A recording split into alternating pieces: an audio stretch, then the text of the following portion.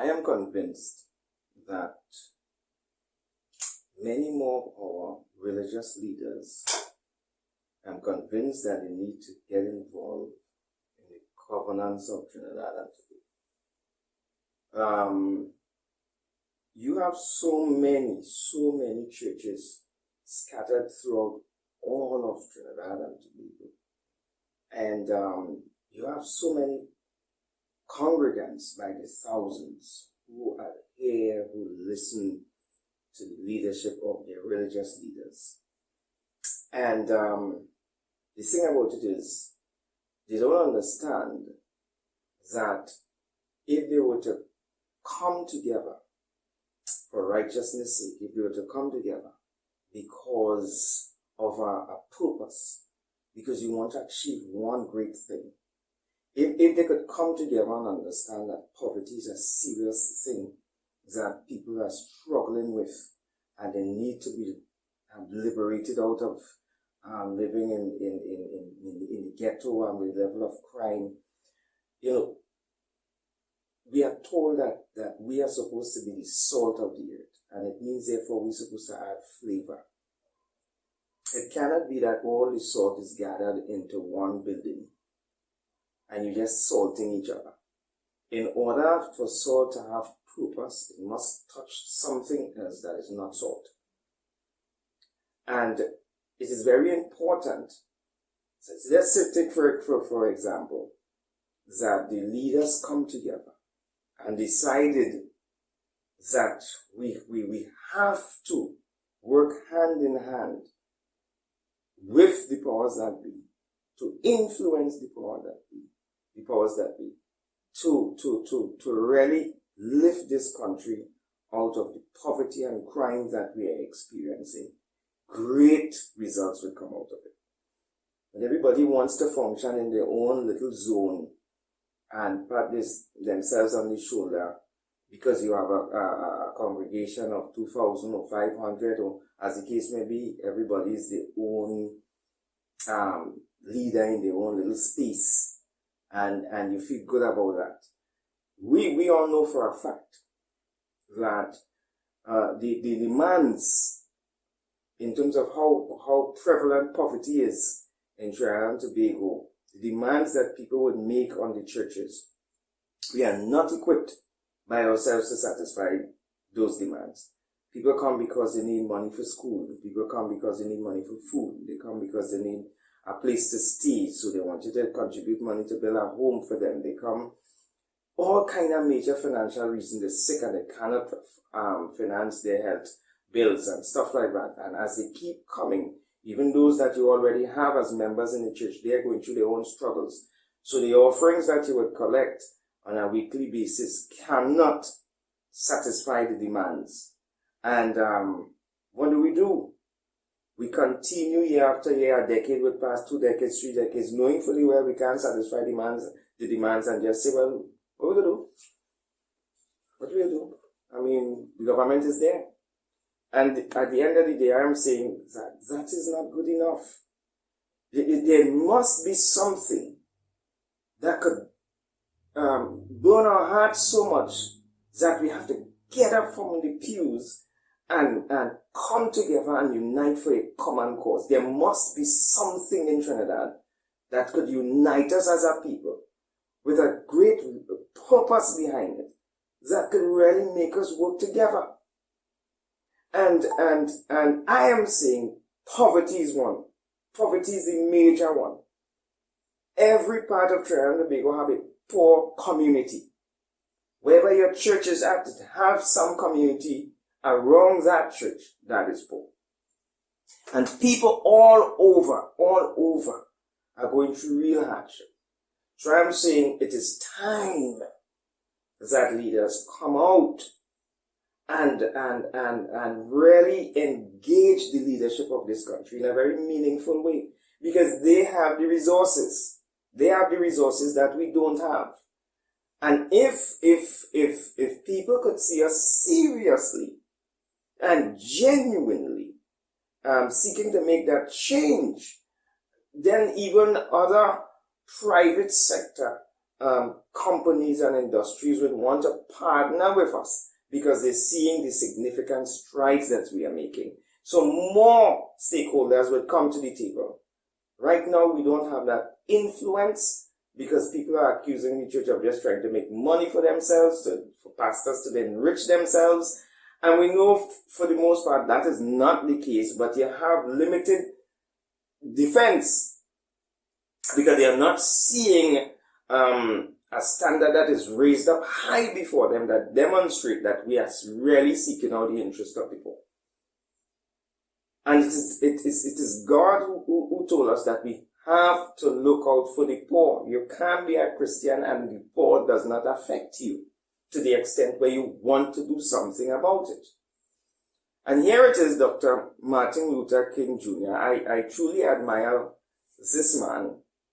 I mean, he came from a family where his father was an ardent supporter of Marcus Garvey Back to Africa movement in the 1920s. His mother came from her father was a very prominent minister in the United States of America in Atlanta. Very prominent. And so his grandfather was a pastor. Of course, later on in life, he decided that he would go now and study at Crozier Theological Seminary, where he received his bachelor's degree in divinity.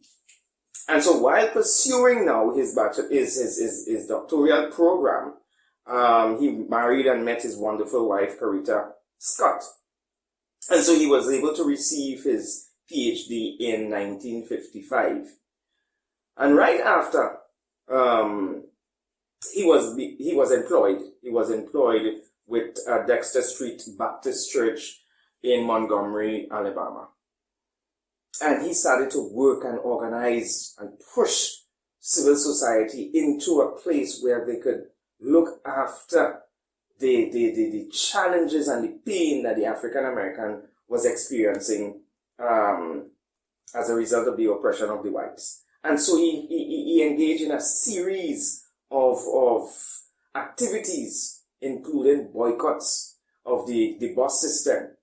And while he began his ministry as a pastor in Dexter Street Baptist Church, he decided now to reach out to other pastors and other religious leaders, because there are many churches existing back then at the time.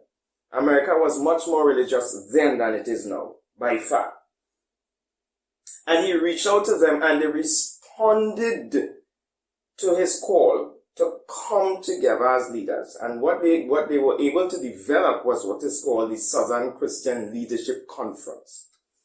And that was primarily for the advancement of the African American, so that they are able to acquire rights. And so in 1963, he organized the protests in Bridgenham, Alabama, and which is considered to be at the time the most segregated city in the United States of America.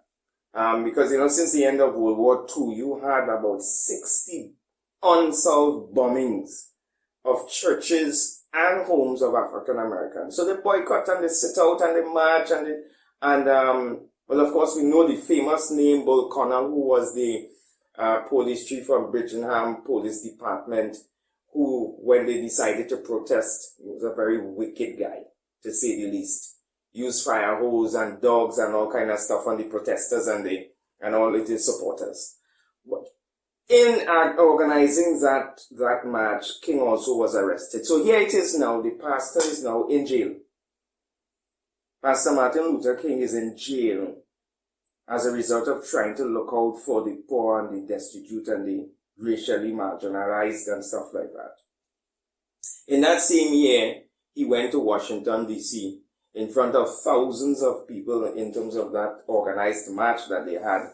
And he had that famous speech, I Had a Dream.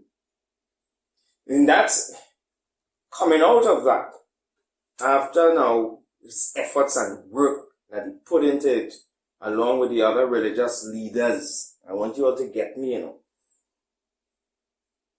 the religious leaders, and they weren't just involved, let's say, come to church, I'm going to preach to you about heaven. I'm going to preach to you about just living for heaven. They knew fully well that their children and their grandchildren and great-grandchildren may have to spend much more time on this earth being unfairly brutalized, lynched, experience some of the most barbaric acts that the leading whites could have meted out to the black people in America. And it pained their hearts so much because it kept them in abject poverty. They had the worst education system for blacks, while the privileged whites had the most prestigious schools. Everything to keep you back in society was meted out at the blacks. And they decided that here we're going on as leaders, we are not just going to remain in our congregation, remain in our church and see people suffer. So the pastors and leaders and they came together to attack a common good, which is to take people out of poverty. Pastors did that. And so as a result of their efforts in 1964, you get what we call the Civil Rights Act. So now they have rights. Alright? And but after the passage of the Civil Rights Act rights, he decided now, Pastor Martin Luther King Jr. decided that he will now turn his attention to American voters in the South. Follow me, follow with me. He will turn his attention to those voters in the South because they were unable to vote. And so voting is a political thing. Voting is something that you say you are able to determine to a certain extent the direction in which your country is going, and you are a participant of that. You are participating. It is only fair that you're able to participate in that destiny because your sweat and tears went into it for over 200 plus years as slaves. And listen to what I'm saying here. If it is that Martin Luther King and the other pastors felt that voting was something that everybody should be entitled to, including African Americans, that they should be able to participate in the political process of their nation. We are saying here in Trinidad and Tobago that pastors must stay out of politics. Pastors must have nothing to do with the leadership and the governance of the country. There's always be a separation between church and state. Who come up with that? Not every statement you hear makes sense, but because it's been said over and over and over, it seems now to sound like that is the right thing. Another statement people make, the voice of the people is the voice of God. That is true. When all the people gather around Christ and say crucify him, when the majority of the people decide now to stray and to worship all kind of false idols and worship all kind of false gods, the children of Israel. When the children of Israel say we want a king and we want God to lead us, the voice of the people is the voice of God. Not because you're in the majority, that means therefore you're doing the right thing. And for the most part, as far as I know, many a times those who are doing the right are in the minority. Because the Bible says that the broad is the way to destruction and narrow is the gate and few find it. So in this life, you'll find the majority of the people who want to practice their own way that is not consistent with the principles of God. And you'll have a faithful few all the time who wants to do the right thing. So how come the voice of the people, the majority of the people, is the voice of God? No. When the folks went down into Sodom and Gomorrah and decided, hey, we want to sleep with these men, that was the voice of the people. Was that the voice of God? You don't just go with statements because people say this and that because they say that is true. No. And I want to also say when they say there is a separation between church and state, that statement is true. No, that has to have a context. And unless you are able to contextualize this thing, you'll always end up being in the back. Because you feel you're more righteous if you stay out of it. And those who get into it, going to tarnish themselves, tarnish their character, and what have you. I don't know that Martin Luther King and all the other pastors who participated in joining together and forming this body, that any of them is tainted today. I don't know anybody have anything to say bad about noble efforts, the human service that these men had to offer. And they were religious men. They were religious men. But they knew here we are about righteousness, we are about morality, we are about doing things correct, and we wouldn't sully our character, but we are going there because we are salt, because we are the light where there is darkness. That is what we need.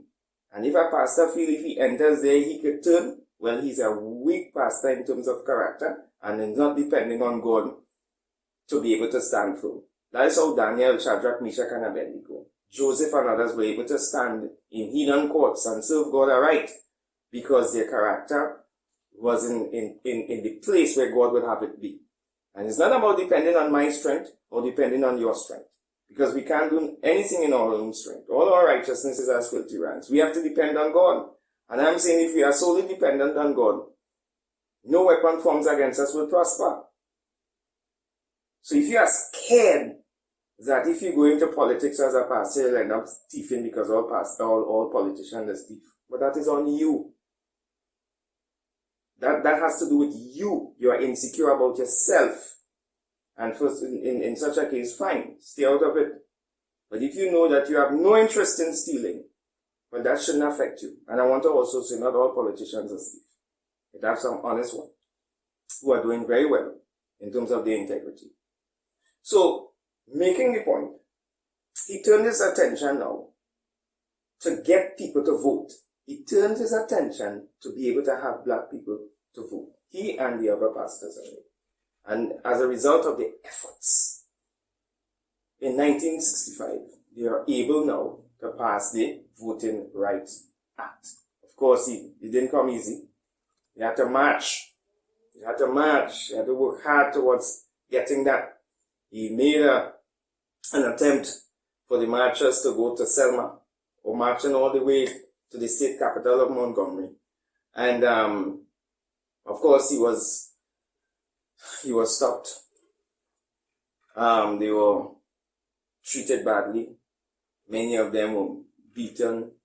Again, the powers that be really came down on them and made the experience a painful one. But eventually, however, the President Johnson ordered that the National Guards to come and protect the demonstrators from attacks. And King was able to complete the march. And as a result of those actions, they get the Voting Rights Act. Who were the people who led that agenda to be able to have black people to vote in America? Black people are able to vote in America because pastors came out and saw it as a need for the people, and they worked together as a team, coalesced the people together, and made it happen. That is how black Americans could vote. It wasn't no social society, put it this way, it wasn't no other extraneous group that came.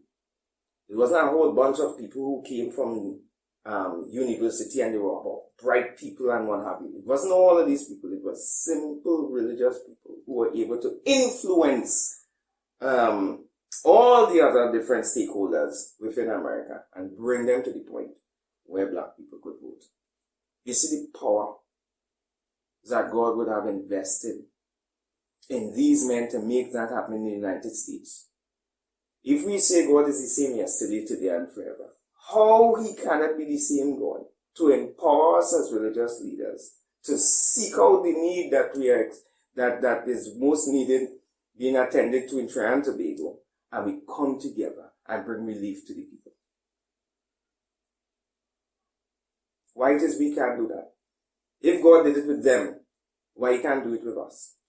And if God kept them, why he cannot keep us?